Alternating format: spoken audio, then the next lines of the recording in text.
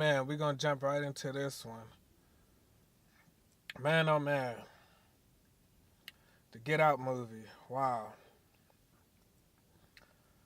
If you've seen the movie, you can watch this. If you haven't seen the movie, there's gonna be spoilers. I mean, I'm gonna talk about the whole movie. So, if you haven't seen it, don't watch this video. I don't even know where to begin. There's so many layers in this movie. Uh, I don't know. I mean, if you've seen it, you know what I'm talking about. You have every single stereotype imaginable in this movie as far as black men. Um, there were a couple with black women, but not really. But first, let me get out the way that the movie is. I think the movie is 5 stars out of 5. It's definitely original. It's definitely well written. The cast was great. Everybody that was limited, I mean, it was a limited cast. It wasn't a lot of people in the movie, but everybody that was in the movie was definitely, they served a purpose. From the acting to their face, everything. So, I'll get that out the way. Now, also, too, let me put this in. I gotta apologize. I've been wanting to review movies for a while. I wanted to review the Denzel movie. I wanted to do Hidden Figures and different things like that. So if you want me to review movies and give my opinion, just leave comments or just inbox me and let me know or whatever. So I've been meaning to review movies. So the last one we did was the Birth of a Nation. And with that being said, I'm going to tie that into this movie because I haven't read any reviews of this movie, but from my perspective, I think it's kind of different than what most people are saying. When you watch the movie, it's definitely modern, it's definitely relevant. It's all of that. But the way I saw this movie was, it was kind of like Nat Turner Part 2. Now, hear me out. It was more, to me, it was more of a slave movie than an actual movie about organ trafficking, which it was definitely about. I mean, don't I'm not, I'm not trying to take that away from it. But when you have to watch a movie and you see the movie, then you have to watch the hidden layers of the movie, which there's layers under layers of the movie. So the main thing about the movie was that it was mental. It was definitely more of a mental movie. The hypnosis. It was basically a subconscious movie. Me, I prefer horror movies. I watch any horror movie. That's my favorite genre. And so I couldn't relate to a lot of the things and the hidden messages in the movie because I'm kind of used to watching them because that's all I watch. So the way I saw the movie was basically it was like a time traveling. Like the house was the plantation. The house was the slave house. Everything outside of the house was the plantation. So basically, when he was outside of the house, he was free. Even though you could say he was with a white woman. Okay, but even then, when he was visiting, before he was like really hypnotized, he was, he knew the brothers were, and the one maid was kind of off. So he still has some element there, even if you want to throw that in there. But the point that I'm making is that when the guy that they say was from Brooklyn, when he snapped or whatever, he said, "Get out of here," and there was a lot of references to this house. And when he snapped on him, he said, "Get out of here." Now, if you remember, the main character of the film, he said he recognized that energy. He recognized him telling him to get out of here. because he basically, how can I put it? He basically remembered that, he took the snapshot. He remembered that, hey, I'm not supposed to be in here. It was like a house mentality. Like the people that were, uh, the maids and the different, like they had a house person's mentality. And he kind of snapped out, and it wasn't on the surface. It made it look like he was telling him to get out of here because he didn't like him or he was mad at him for the camera or whatever. But it was kind of like he was telling him, no, leave, get out of here. So let me see. When you look at the movie as a slave movie, you see, okay, the plantation is outside the plantation. If you think about it, the movie, 99% of the movie is on the house. It's on the land. So it wasn't like the maid or the guy that was the other black guy that was on the house. They never strayed far from the house. You see what I mean? It was like an imaginary line. And if you look at the mannerisms of the two black people in the house, they weren't, like I said, it was modern, but they were weird, but it was like, not mammy, but you know what I mean? It was kind of like olden slave times. Like even what the lady was wearing, the maid, even what she had on, it wasn't like a new dress. It was kind of like a old time. I don't want to say slavery because it wasn't that old, but you get what I'm saying. It would have looked out of place if it was a slavery dress. So that's what I got from the movie. Basically, was that it was a slave movie, but it was set during today. Because, I mean, the obvious stuff of, okay, the black genetics, melanin, and the blood type, and different things like that, that's obvious that, the organ trafficking, the black boy found in the rolled up gin mat, it's that part I think is obvious. So it's not really, I don't think people are really unaware that that's in the movie, that's happening. I mean, more people need to know that it's happening, but for the most part, I think if people that watch this movie that are somewhat conscious or whatever, I think they kind of get that that's what they're connecting the dots at. And at the end, towards the end of the movie, they kind of explain it. I mean, you can say the white woman being the black man's kryptonite, or a lot of black men's kryptonite, when she hypnotized him, because white women have some kind of hypnotism over black men. What else? You had the sports athlete. At the end, she wanted the sports athlete. She was looking at the computer trying to see, because that's true. You have a lot of the gold diggers, or a lot of athletes have white wives. So all of that stuff is obvious. So I'm not really trying to touch on that. That's like amateur decoding, or to me, I mean, that's obvious. But from my personal perspective, I mainly saw the house as a plantation, and once you get hypnotized, you don't want to leave that plantation. They used the sound. It wasn't really music, but it was sound, and I think you can even kind of connect that to them controlling media, them controlling the sound, and how they keep us mentally enslaved. Because really, slavery, we outnumbered them, of course. For the most part, the slaves outnumbered the slave masters. So it's always been mental. We see the slave movies and we think the beatings, the whips, and, the rapes and all of this stuff, and the violence, the physical violence. But the movie is definitely, it's always mental. And in the Nat Turner movie, or the Nation of Rebirth of a Nation, what I liked about that movie was that it focused on the revolution within.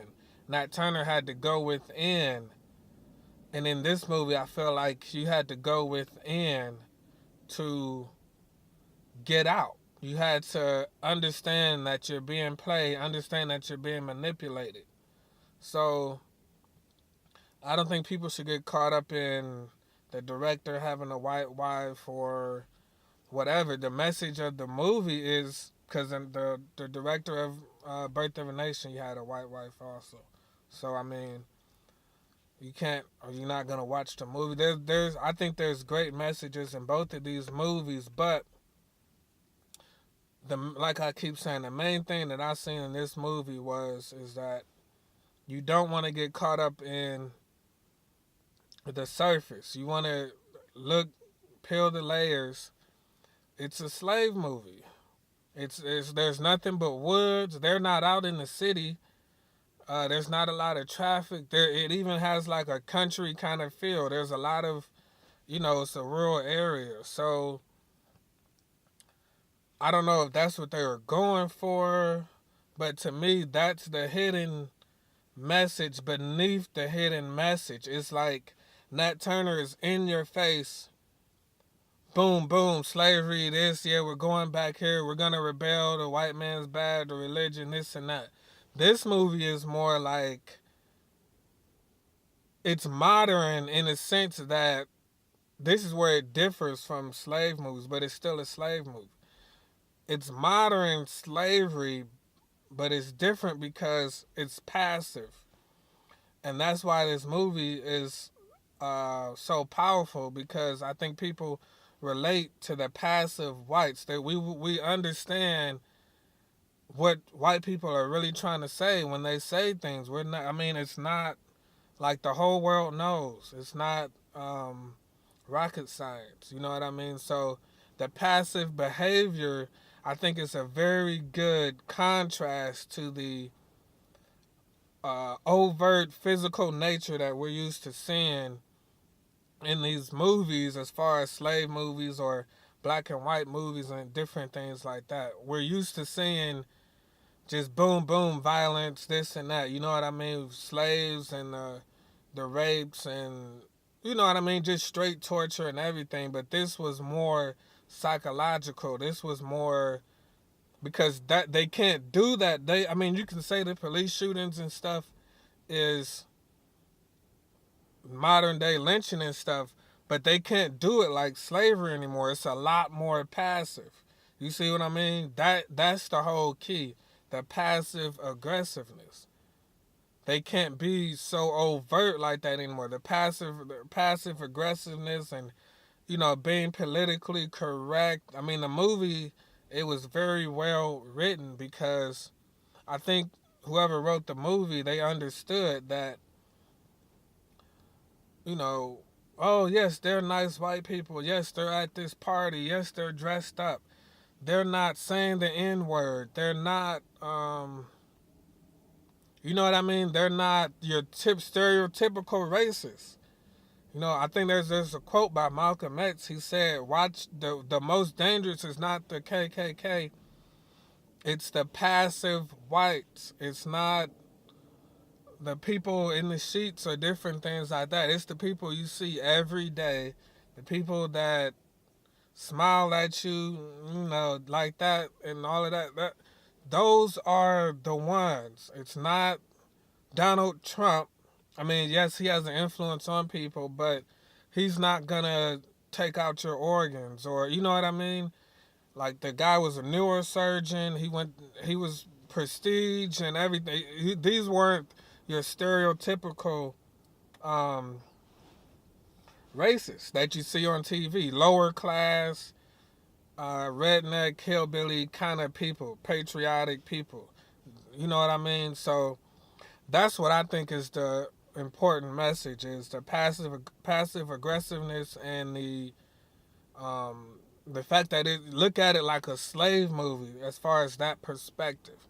I mean, not completely a slave movie, but because, of course, during a slave movie, you couldn't date a white woman. So that's obvious. But I'm saying the atmosphere, the mentality, um, is definitely slave movie ish or slave history ish, if you want to.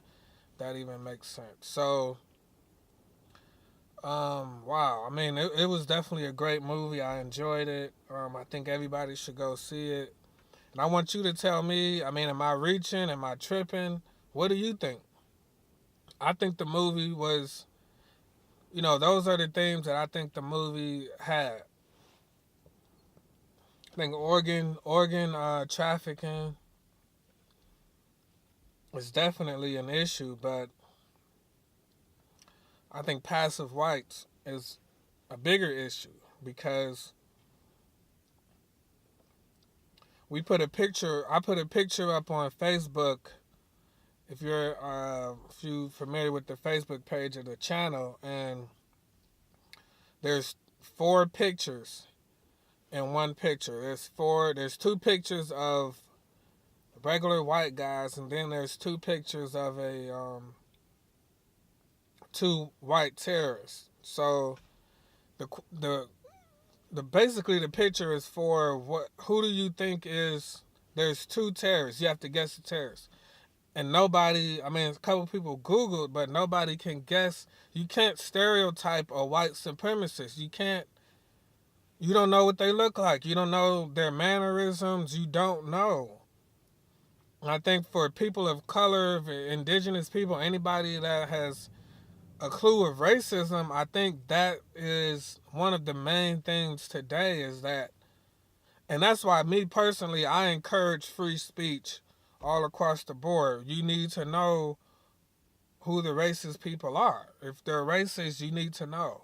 You don't want them to hide it because the psychology, the level, the depth of evil and wickedness is deep. Because you see in this movie, they have the potential to hide. They can go into character. They've been into character for 400 years. It's in the DNA. Epigenetics. It's in the system.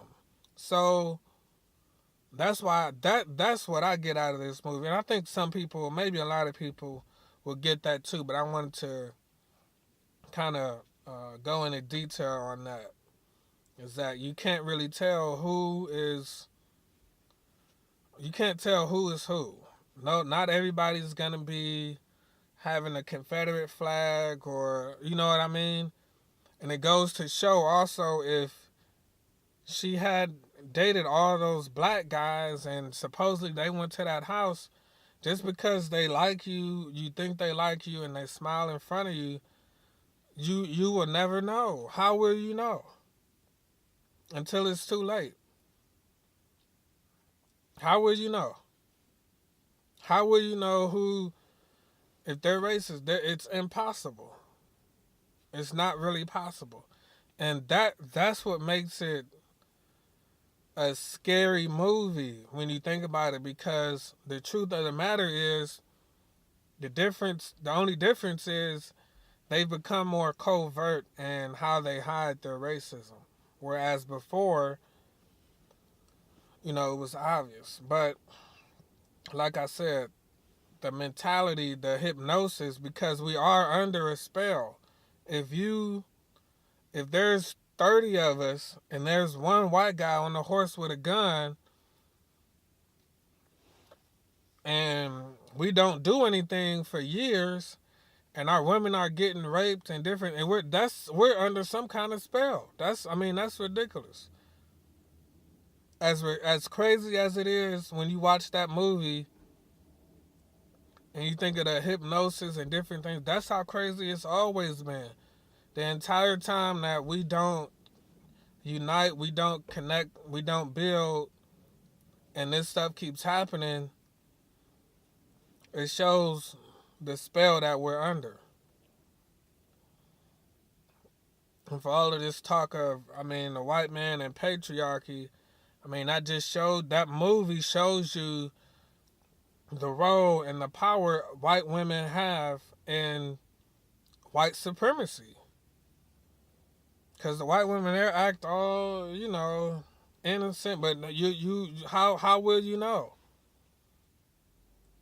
How will you? You won't know. You won't know. So let's get away from it. And I'm not saying that there's not a somewhat of a structure between white supremacy as far as gender, but what I'm saying is it really doesn't make a difference if the white man whips you to death and the white woman hypnotizes you for life. I mean, to be her slave, like it doesn't matter. And notice when he was leaving, he went back to save the black woman. Now that part to me was deep because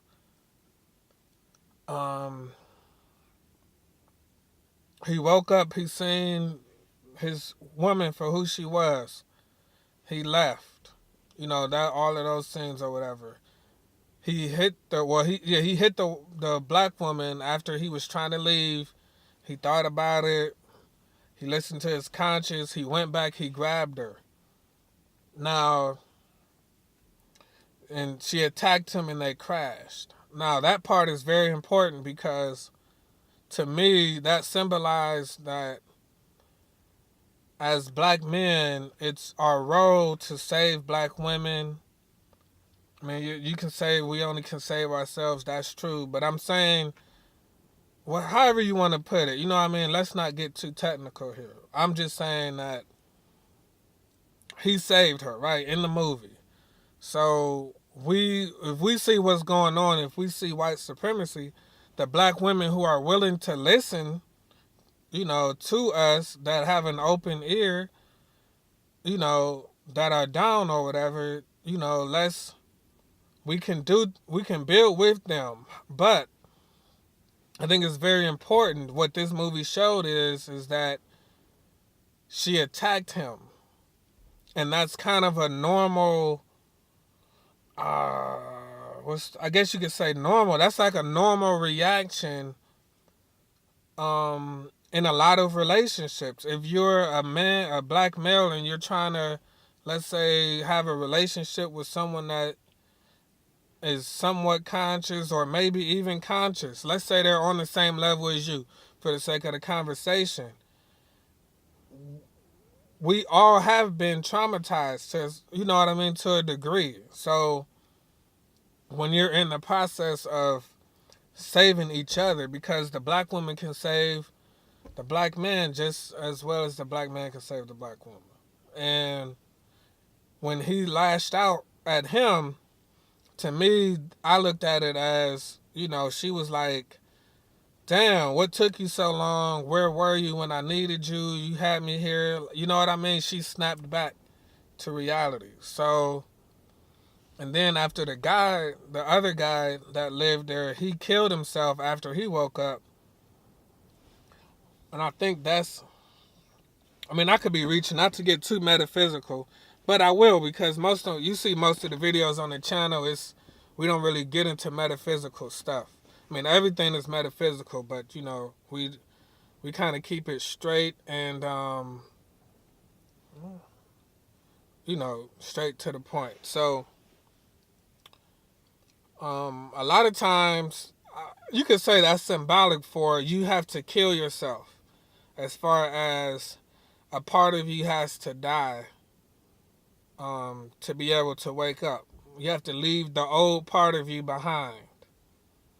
And sometimes people want to stay asleep. It wasn't his decision to wake himself up, the guy that shot himself. But the main character, that was his decision.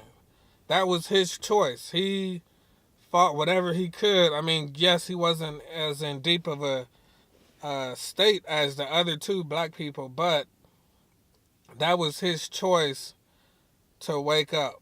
But the guy that shot himself, that wasn't his choice. So you can say, sometimes people rather stay asleep